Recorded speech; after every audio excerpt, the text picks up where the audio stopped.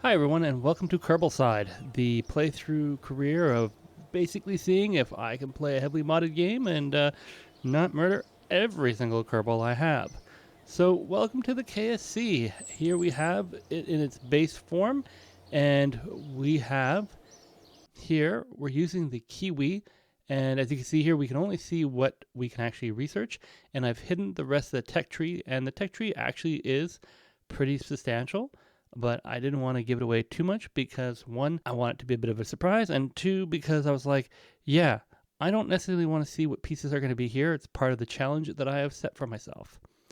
I've also gone and picked up a bunch of Kerbonauts in the astronaut complex. Now, we have our initial four right here: Jeb, Bill, Bob, and Valentina. We then have Larry Kerman, who is the first person to join my membership on my channel. If you are interested in getting a Kerbal named after you, I do pick them from the membership list, and Larry, being the first one, is in. I then have Pico, no surprise there, Prime, Olson, Cedric, Amy44, Lisa Sr., Jenny, and Mac, who are people who have been active in my Discord or on my YouTube page with comments and questions, and also some people that I know that said they wanted to be Kerbals, and I was like, are you sure they're not likely to survive? And they're like, yes. Oh, they may not have realized what they've gotten themselves into. And right now, they're all wearing the stock uniforms, so we're going to quickly jump in here and give them some new uniforms, although in a later episode, I'm going to have a bit of a surprise for you. So we're going to pick the orange suits for the first four Kerbals because, well, they are sort of veterans and they deserve orange suits. We're then going to go to Larry here and we're going to say, we're going to jump and give you a base tiger stripes. Why? Because I think it's kind of cool. But there you go. So we got 13 Kerbals. So I've given myself 13 Kerbals because I'm not expecting to keep them all, and I have a very limited number of funds and such. Now, I did decide to go with if Kerbals die, they go away and they do come back. However, there is also a chance that we may actually end up losing some. There are some provisos for that. But in theory, they should live, but we'll see how that goes. Now, we're going to head over to the hangar and we're going to launch our first craft. I don't know if we're going to put a Kerbal in it. I have not played Kiwi before with this setup, so we may actually end up with no actual items. So we are here in the hangar, and the first rocket we're going to launch, unfortunately, doesn't have a Kerbal in it, but it is the sounding rocket. Very basic concept, but it's going to get us our first initial science grab, assuming that I go and set the rocket appropriately. There we go. And we're going to launch apparently 15 parts, and we have 16. Okay, no problem. We have solutions for everything. Just gonna put 3 wings on instead of 4. There we go. And we're gonna launch our first rocket. So here we are at the launch site, and we're just going to launch our first rocket. This is gonna get us enough science to unlock a couple spots and hopefully get some Kerbals into space.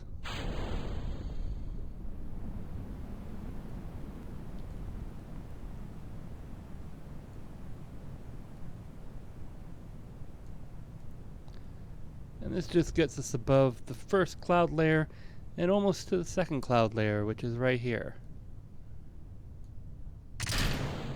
We're going to eject out the payload system, and now we're going to grab some science. We're going to grab our telemetry report, and before it flips over, we're going to grab the pressure data, and we're going to grab a temperature data. There we go. And that concludes our entire process as we then slowly descend back to Kerbin.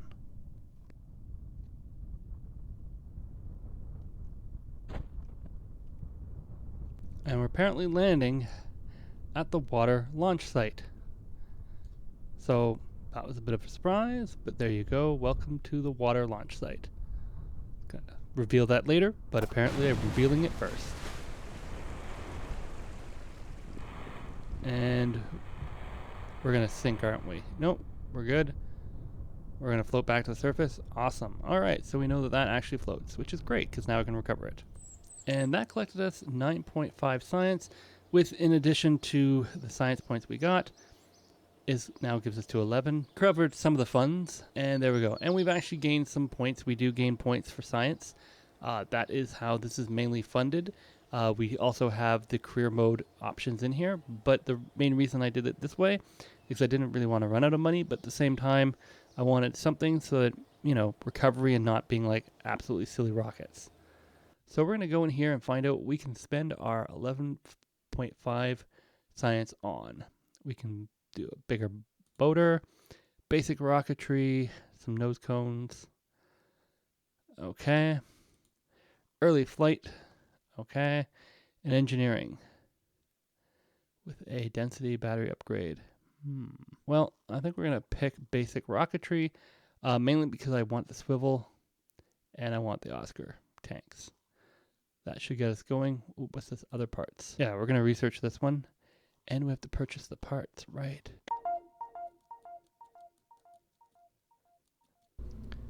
Alright, so here's our new sounding rocket. Definitely bigger. Still within the size. We've kept it within the 15 part limit by having it set up like this. We could, in theory, maybe stick another rocket on the bottom, but it's going to go over the height limit, so we're just going to get not too fancy here. With the sun setting in the horizon, we do launch the second sounding rocket in an attempt to grab enough science to get some kerbals into space. But before the kerbals go into space, hopefully this sounding rocket. So as you can see here, it took me several times in order to test out various sounding rockets in order to attempt to get to space. Sounding rockets are really nice, and I really do like this mod pack, but it is definitely not designed in the Kiwi system with parts available to get into space as easy as one might have. Particularly with only 15 parts, I had numerous problems, as you can see here, with the rockets spinning out of control, exploding, and the top section sort of just deciding to, no, not quite make it. A lot of spinning rockets occurred, which then brought us to this particular misery. Yeah, I didn't even get like 300 feet off the ground before that went sideways. And at that point, I was like, well, let's see what we can do. And we painted the sky. Yeah. Let's not talk about this ever again. Which then brings us to this, my 5th attempt, where I've gone and used a little science that I was able to collect in order to make this new rocket, which I hoped was going to actually make it to space this time.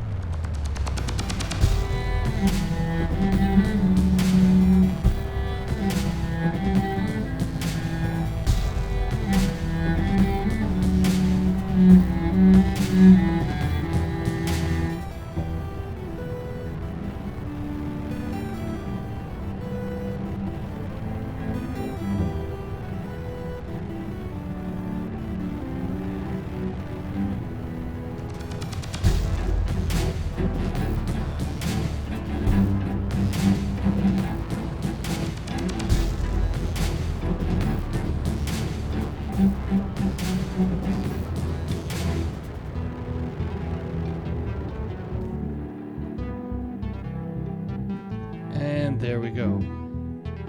The flight tilt was done, so hopefully we'll land in the water, although I then realized at this point that I have no parachutes or anything. So yeah, if this doesn't make it to space and complete that contract right here, this was, oh, there we go. This wasn't a complete waste of a rocket because nothing of this is going to be recovered.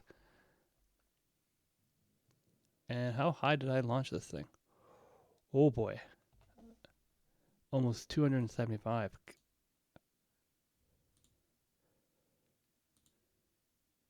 Yeah, I don't have any comms in range to transmit this. So we're going to have to come back up here and get the science. But for right now, that hopefully will give me enough money.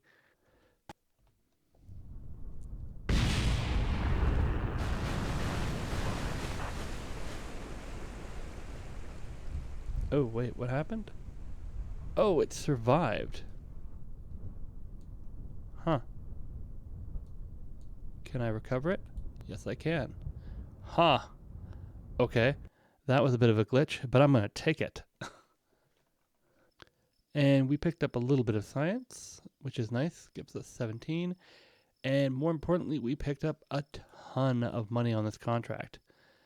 So we can go back to mission control. It's going to give us a couple things here. Yeah, I don't think we're ready to put things around MUN, but we're going to also pick up that. That'll give us a little bit of extra money, and that extra money we can then put towards upgrading this to 25 and this to 13 meters. That should give us enough to actually get us into orbit.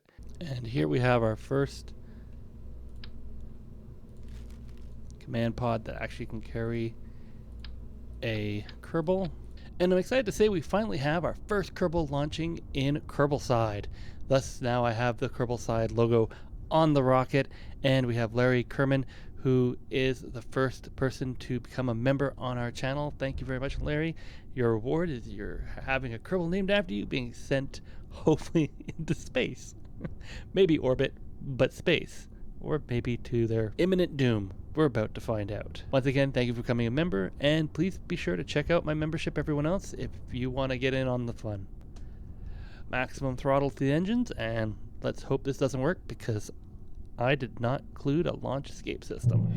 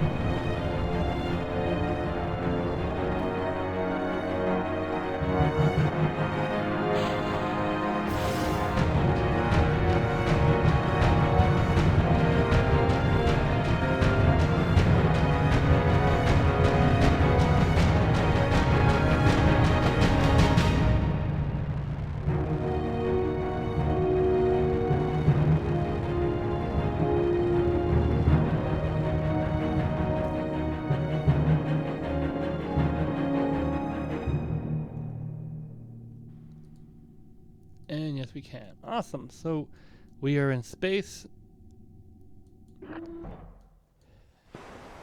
Since we're in space, Larry Kerman is going to take this opportunity to hopefully not die.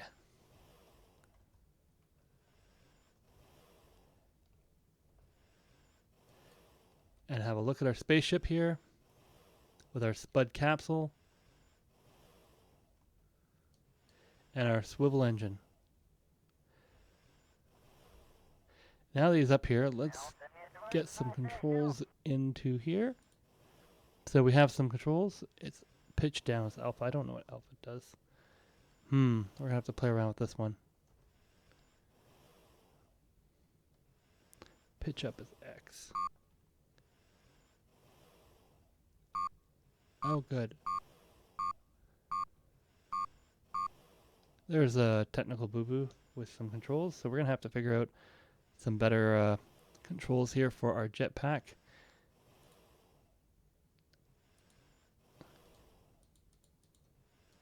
And we're going to, I guess, get back into the ship. Taking an EV report.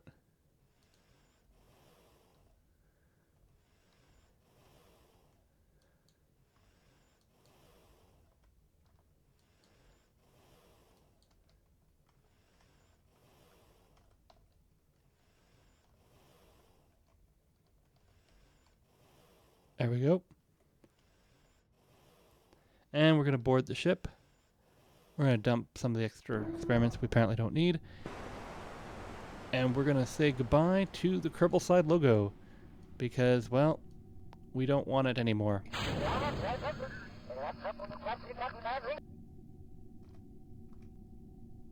One final check of the equipment. We can see a bit of a view outside the window.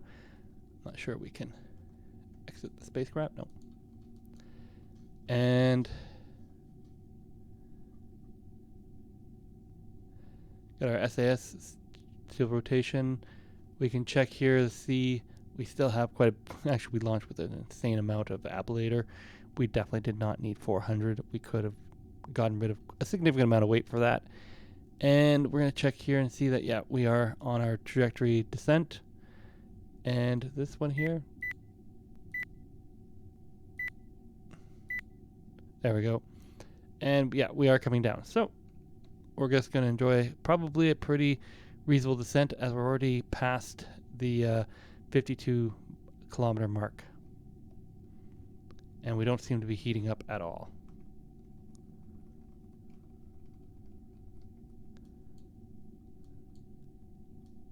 Oh, there. Spoke too soon.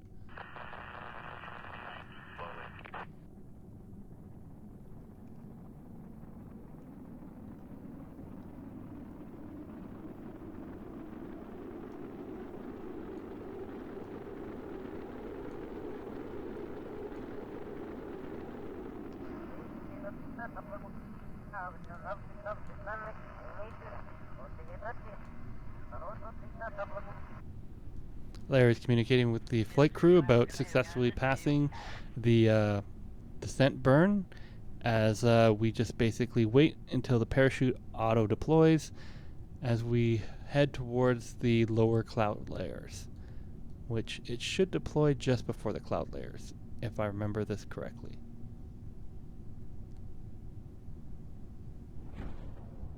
Oh, significantly before the cloud layers.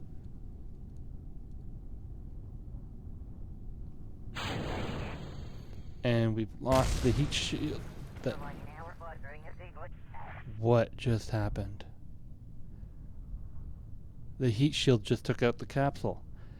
And poor Larry, we've lost Larry. No. Yeah, Larry Kerman was killed. Welcome to Kerbalcide, guys. See you in the next episode.